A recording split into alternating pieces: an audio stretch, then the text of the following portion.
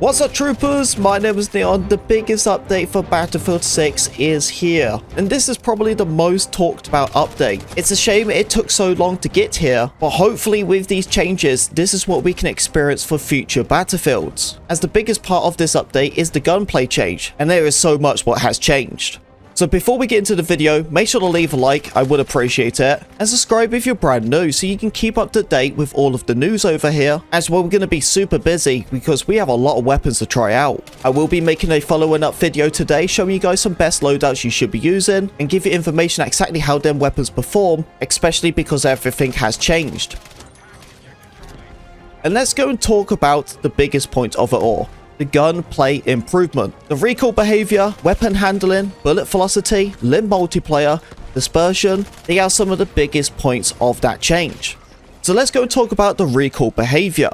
Right now, all the weapons have a similar recoil pattern, but they all perform in a different way. With this recoil pattern, it won't be completely random anymore, and you have to learn that over its time individually. Of course, there's attachments you can use to help out with the recoil pattern, but there's multiple cons because of that. Having more spread, or you lose that mobility. The recoil behavior is something I think we can all learn and improve on, just like how it is with the weapon handling. But one of the changes is the bullet velocity. This has been a big change. Many weapons have got its decrease on its velocity up to 15 to 20+%. Snipers are the biggest impact of it all. It doesn't have the bullet drop as like the older Battlefields like BF4 or BF3, but the bullet drop is definitely there. The best way to explain it is just like how the L11 sniper is. With that bullet drop, it's almost like that with other snipers. It's not going to be as easier now to aim on someone's head and get that easy headshot. As a method a lot of people would use is go around with a thermal sight and use the ESR. It's definitely going to take a skill behavior by this now. And where that skill behavior starts is on the SMG side. You can perform at a longer range and tag people with an SMG. That is still possible. But when someone comes running across and you have to track them, you do actually have to overlead them. You can see how that bullet drop works. Of course, you can use a certain barrel like the extended to increase the muzzle velocity to make it easier, but then that sacrifices what you had to make with other attachments. I do love the velocity change, I just wish it was from the start. The only thing we gotta hope with this is that they always do it with other Battlefields. Because what it was previously before, even just like the previous title, you could just laser beam people across the map and it just wasn't fun. I love how we finally got to this point what it was originally before with the older Battlefields. If you struggle with a weapon at longer ranges, you have to tap fire. But you're fighting not just that anymore, you're doing it with the muzzle velocity. The limb multiplier, what I've gathered with doing some testing, is most of the weapons, if it is a free shot to upper torso, there'll be times where you can still do a free shot to the arms or the legs. But at a medium range, it could take 3 shots to the chest, and it will take 4 shots to the arms and the legs. Other weapons, they will be different, where it will take an extra bullet even at close range. But the heavy hitters with the 33 damage, they seem like their multipliers are pretty much the same all around. You just notice that change when it comes to medium distance and further on. The TTK is still very fast, especially at close range, so it will still feel the same. But at them longer distances, you would definitely tell the difference. The one thing what didn't surprise me is some of the bad weapons in the game. If a weapon is not good, trust me, the weapon is even worse now. Like the AK-205, that weapon was super weak as it was, just like the PP-19.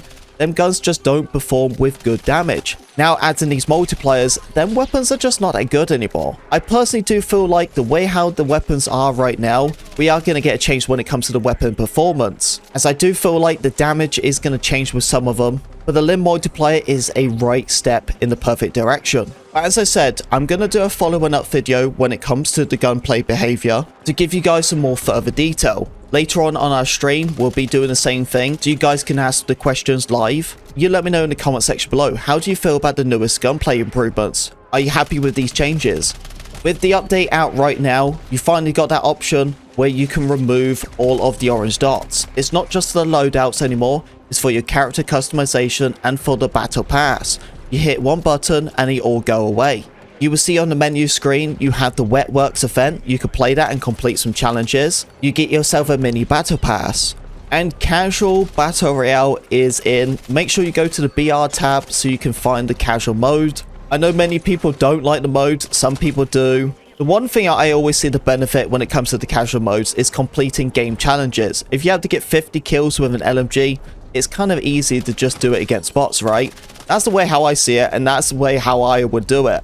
But just go in there to farm against the bots to rank up your levels or your weapons, there's just no need. You get way more XP by playing the normal multiplayer. By adding a casual battle royale, I really hope this can help more people learn and improve how to play BR. But don't keep yourself on that mode. Make sure to move yourself onto the normal multiplayer so you can finally learn and improve against proper players. And I guess you will be learning that on the casual mode, as there will be real players in the casual side, but majority of them are filled up by bots. But the point I'm trying to come across is, there's nothing wrong with playing casual, but don't play it all of the time. You really got to learn how to play against real players. And you'll be surprised, not everyone is a good player. We have new attachments, a new compensator attachment, and the subsonic ammunition. I haven't unlocked these just yet, but once I do, you will get a following up video on it. I'm really curious about the subsonic ammunition. Is that going to work when it comes to my suppressor? Does it make me fully stealth? Once I get these attachments unlocked, I will let you guys know how it performs and exactly what stats it offers. Make sure you go into the challenge tab, look to the season 3 challenges, and unlock these new attachments. I tried a little bit of the RPGs today, but I'm going to give it more of a go later on today, as I was playing more of the smaller maps like Cairo, so there was only certain times when I could use my RPG. They do have a buff, but the buff is not so severe where you would really notice the difference. It still takes the same amount of rockets as it was before, but the damage has just been slightly increased. I've also realized as well, when it comes to the RPGs, the hipfire feels a little bit more common too.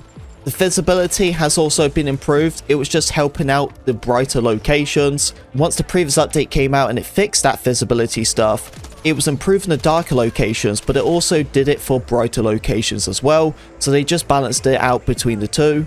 That's all the big stuff for today's update. Make sure to get it downloaded right now, and you tell me how you feel about everything and what's changed. And to give you guys a little bit more news, I previously made a video talking about EA adding advertisements to Battlefield or EA games itself. I don't think this is going to happen with the current Battlefield, but maybe for the next one. I made a short previously and people were fuming about it, and I totally understand. Definitely not a fun thing to do, to spend money on the game to see advertisement. But the discussion what we was having previously on my stream was saying, what happens if you saw a billboard and it promoted an ad? It was very subtle, but it also worked with the theme of the game. I know many of you guys disagree with it, but I feel like this is just something what future gaming is going to be like. I would be really annoyed if ads are completely plastered how you see it on Twitch and YouTube. I don't think it's going to go into that stage. As I said, I think it's going to be very subtle, where you see one of the maps and it has like a shop and the logo is a sponsorship. You see a vending machine that has a Red Bull logo.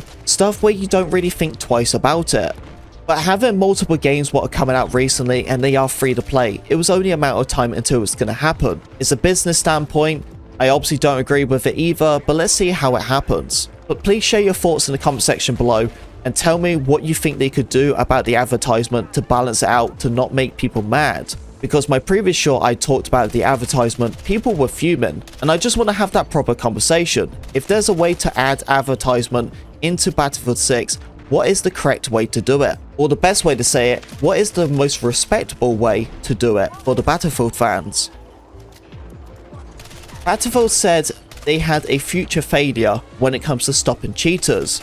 They said they only stopped up to 92% of cheaters in the month of April, but they prevented 168,568 attempted cheats or tampering with the game. It's kind of crazy that they said it was a future failure, because 92% stopping cheaters, pretty impressive. I understand the cheaters are in Battlefield, of course. Cheaters are everywhere. Everyone is seeing that. But you have to be honest with yourself, guys. Stopping cheaters up to like a 91 to 92%, that's pretty impressive. Of course, Battlefield still has a lot to do to stop these cheaters, but considering the previous titles when it comes to cheating, I can't believe they're actually stopping this many. Anyway, troopers, that is all the juicy stuff I wanted to share with you guys today. Try out the new update. Let me know how everything turns out. Please tell me about the gunplay change as well, and what your thoughts are.